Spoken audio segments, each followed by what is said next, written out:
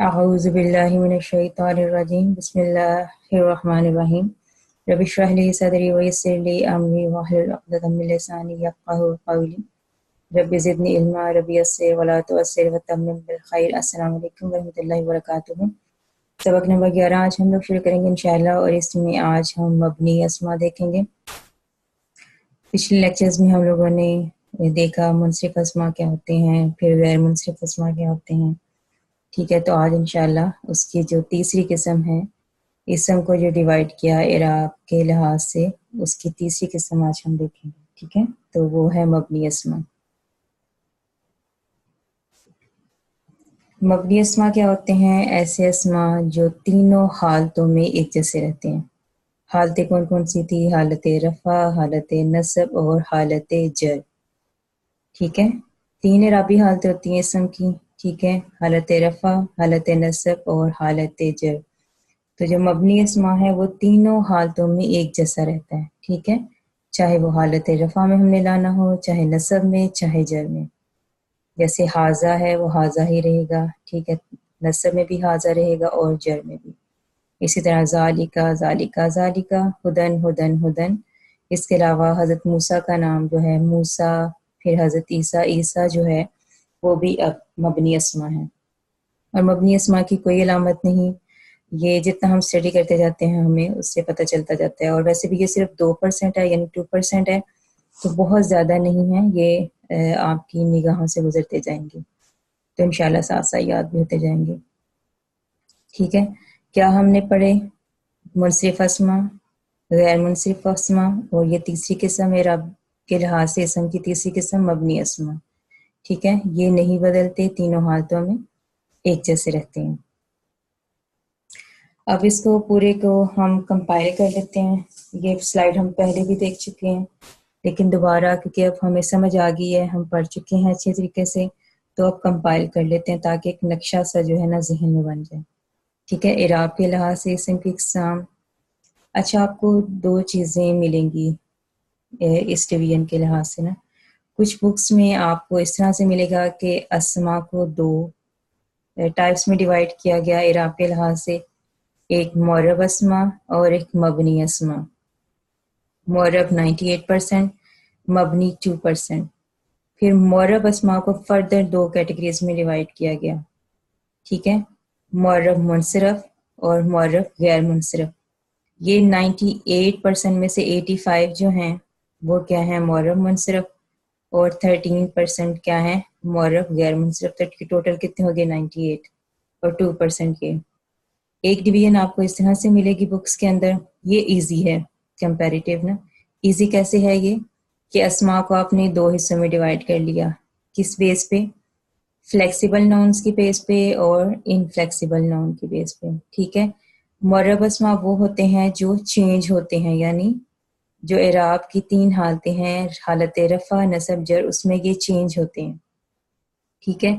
مبنی اسما کون سے ہیں؟ وہ چینج نہیں ہوتے، انفلیکسیبل ہیں، ٹھیک ہے، انفلیکسیبل ہیں، تو وہ 2% ہے۔ پھر جو فلیکسیبل ہیں ان کو فردر دو کیٹیگریز میں ڈیوائڈ کر دیا گیا، ٹھیک ہے۔ کون کون سی؟ ایک کمپلیٹ فلیکسیبل اور ایک پارشل فلیکسیبل۔ پارشل کہتے ہیں انکمپلیٹ فلیکسیبل کو، ٹھیک ہے۔ تو جو کم چینج ہوتے ہیں وہ کون سے ہیں؟ معرب غیر منصرف، اور جو کمپلیٹ چینج ہوتے ہیں وہ کیا ہوتے ہیں؟ معرب منصرف۔ یعنی تینوں اعرابی حالتوں میں تینوں ڈیفرنٹ طریقے سے ملیں گے، ٹھیک ہے، وہ معرب منصرف ہوں گے۔ اور جو تینوں اعرابی حالتوں میں دو صورتوں میں ہمیں ملیں گے، دو اشکال میں ملیں گے ہمیں، وہ کون سے ہیں؟ معرب غیر منصرف۔ ایک تو ڈویژن اس طرح سے آپ کو ملے گی، یہ مجھے آسان لگتی ہے، ٹھیک ہے، کہ پہلے آپ نے اسما کو دو میں ڈیوائڈ کیا کہ فلیکسیبل اور نان فلیکسیبل، معرب اسما اور مبنی اسما۔ پھر جو فلیکسیبل ہے اس کی دو کیٹیگریز بنا لی آپ نے، ٹھیک ہے، کہ کچھ کم چینج ہوتے ہیں، کچھ زیادہ چینج ہوتے ہیں، ٹھیک ہے۔ جو زیادہ چینج ہوتے ہیں ان کو کمپلیٹ فلیکسیبل یعنی معرب منصرف کہہ دیا، اور جو کم چینج ہوتے ہیں ان کو پارشل فلیکسیبل کہہ دیا۔ تو اس طرح سے چارٹ یاد کرنا ایزی ہے۔ لیکن کچھ بکس میں آپ کو کیا ملے گا کہ اعراب کے لحاظ سے اسم کی تین اقسام ہیں، ٹھیک ہے، اعراب کے لحاظ سے اسم کی تین اقسام ہیں۔ وہ کیا ہوں گی؟ معرب منصرف، معرب غیر منصرف اور مبنی اسما، मुअर्रब अस्मा को डिफरेंट से उन्होंने एक्सप्लेन नहीं किया, उन्होंने सीधी सीधी इसको अगर आप हटा दें तो क्या किया, मुअर्रब मुनसरफ 85%, मुअर्रब गैर मुनसरफ 13%, मबनी अस्मा 2%, तो ये टोटल 100% हो गई। ठीक है, ये टोटल, क्योंकि इस 98 में से ये इस तरह से है ना, मुअर्रब मुनसरफ और मुअर्रब गैर मुनसरफ।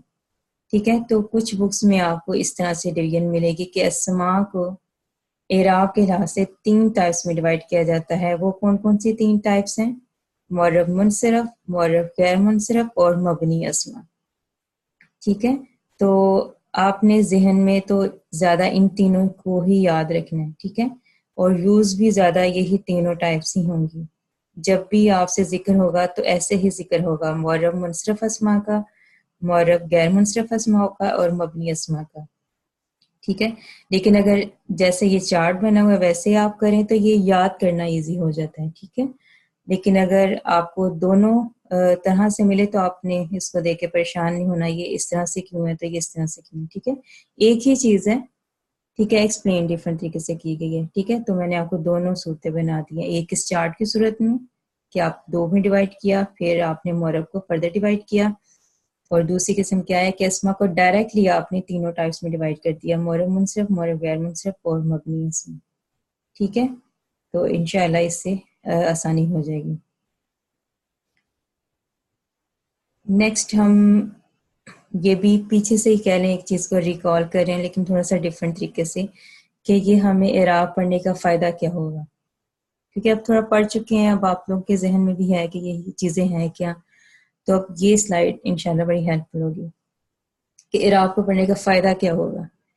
ये जुमला देखें, नासरा ज़ैदुन हामिदन, ये माजी का जुमला है अरबी के अंदर, कि मदद की जैद ने हामिद की। ठीक है, ये आप देख रहे हैं ना, ऊपर पेश नजर आ रही है और ये जबर नजर आ रही है। ठीक है, तनवीन की सूरत में 2 पेश हैं, 2 जबर हैं, यानी 2 फतहा, 2 ये 2 दम्मा और 2 फतहा। ठीक है, तो हमें इसकी, हमने जैसे पढ़ा था, हालत रफ़ा कौन सी होती है, पेश वाली, नसब जबर वाली, और तनवीन किसकी अलामत है, हमने क्या देखा, तनवीन किसकी अलामत है, मुनसिफ अस्मा की। ठीक है, और जब मुनसिफ अस्मा 2 जबर के साथ लगे हालत नस्ब में तो उसके साथ अलिफ का इजाफा भी होता है, तो ये अलिफ का इजाफा भी हुआ हुआ है। ठीक है, अच्छा, अब हमें 2 पेज से पता चला जो हमने पीछे पढ़ा कि ये हालत रफ़ा है, 2 जबर से हमें पता चला ये हालत नसब है।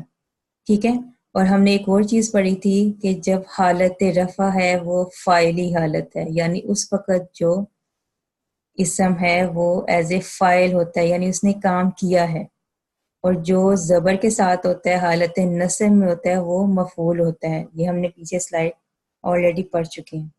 ठीक है, तो यहाँ हमें ये जो इनकी हरकत है ना, ये इसकी हालत रफ़ा और हालत नसब है। ठीक है, ये हमें बहुत इंफॉर्मेशन दे रही है। अब ज़ैदुन हमें पता चल गया कि ये हालत रफ़ा जो है ये फ़ाइल है, हामिदन क्या है, मफ़ूल है। अब नासरा क्या है, वर्ब है। ठीक है, फेल, ये इसका वर्ब है, फेल है। ठीक है, तो नासरा क्या होता है, मदद की, जैद ने हामिद की, जैद ने मदद की ना, जैद फाइल है। ठीक है, हामिद की मदद की है। ठीक है, मदद की जैद ने हामिद की, यहाँ कोई एक्स्ट्रा वर्ड नहीं है कि हमें जिससे पता चले कि किसने किसकी मदद की है, सिर्फ हमें उसकी हालत से पता चल रहा है कि ये रफ़ा जो है फाइल की हालत है, हामिदन जो नसब की हालत है वो क्या है, मफूल की।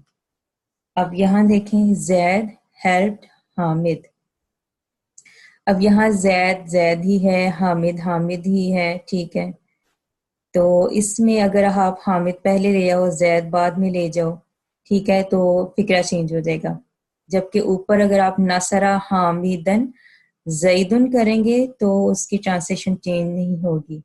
जब तक आप इसको हामिदन लिखेंगे और इसको जैदुन लिखेंगे तब तक इसकी ट्रांसलेशन चेंज नहीं होगी। हाँ, तब होगी जब आप ये कर दोगे नसरा जैदन हामिदुन, जब उनकी हालत चेंज करोगे तब चेंज आएगा, अदरवाइज आप इसको यहाँ से यहाँ ले जाओ, ये चेंज नहीं आएगी। आप कह दो नासरा हामिदन जैदुन, लेकिन हमें पता है हालत रफ़ा में फाइल होता है। ठीक है, तो उसकी ट्रांसलेशन चेंज नहीं होगी। جبکہ یہاں دیکھو آپ زید ہیلپڈ حامد، زید نے مدد کی حامد کی. اب آپ اس کو حامد کو پہلے لے اور زید کو بعد میں لے جاؤ. حامد ہیلپ زید، ٹرانسلیشن چینج ہوگی. اب حامد نے زید کی مدد کی ہے. ٹھیک ہے، تو کہتے ہیں نا عربی بڑی وسعت والی زبان ہے کہ اس میں بہت وسعت ہے. ٹھیک ہے، تو اس سے ہے کہ بڑی جامعہ سی چیز ہے. ٹھیک ہے. اچھا جی، اب اردو میں دیکھیں زید نے حامد کی مدد کی. اب یہاں ہمیں نے اور کی کو کے الفاظ سے پتہ چلتا ہے کہ یہ اب فاعل ہے یا مفعول ہے. ٹھیک ہے، اب آپ یہ کہہ دیں زید کی مدد کی حامد نے. ٹھیک ہے، آپ کو کے نے کی جگہ چینج کر دیا آپ نے، تو آپ کی ٹرانسلیشن اسی طرح سے رہے گی. ٹھیک ہے، حامد کو آپ یہ کہیں گے حامد نے مدد کی زید کی. ٹھیک ہے، تو آپ کو نے اور کی کو کی الفاظ سے کیا پتہ چلتا ہے؟ یہ فاعل ہے، یہ فعل ہے. جبکہ عربی کے اندر اس کے اوپر حرکات جو ہیں، اس حرکات سے ہمیں پتہ چل جاتا ہے کہ یہ فاعل ہے یا مفعول ہے. ٹھیک ہے، اس کی حالت رفع نصب جر سے ہی ہمیں پتہ چل جاتا ہے. ٹھیک ہے، تو اس طرح سے یہ تینوں طرح سے کمپیریزن ہے. ٹھیک ہے، کہ ہمیں اعراب پڑھنے کا فائدہ کیا ہوگا. ٹھیک ہے، ہمیں پتہ چل جائے گا کہ فاعل کے طور پہ استعمال ہوا ہے، مفعول کے طور پہ استعمال ہوا ہے یا اضافی طور پہ استعمال ہوا ہے. ٹھیک ہے، تو انشاءاللہ نیکسٹ ہم پھر نیکسٹ لیکچر تیار کریں گے، اور وہ ہمارا یہ ٹاپک کمپلیٹ ہو گیا اعراب کا. تو اسم کو سمجھنے کے لیے آپ سے جیسے بولا تھا کہ 4 چیزوں کو ہم نے سمجھنا ہے. ہم نے ایک چیز کمپلیٹ کر لیا اعراب. اس کے بعد انشاءاللہ ہم عدد، جنس اور اس کی وسعت کو پڑھیں گے 1 بائی 1 کر کے. تو آج کے لیے اتنا ہی کافی ہے. انشاءاللہ آپ لوگ اپنی تیاری رکھیں، پیچھے سے کور کرتے جائیں تاکہ آگے سے سمجھنا آسان ہو جائے. آج کے لیے اتنا ہی کافی ہے. السلام علیکم ورحمۃ اللہ وبرکاتہ.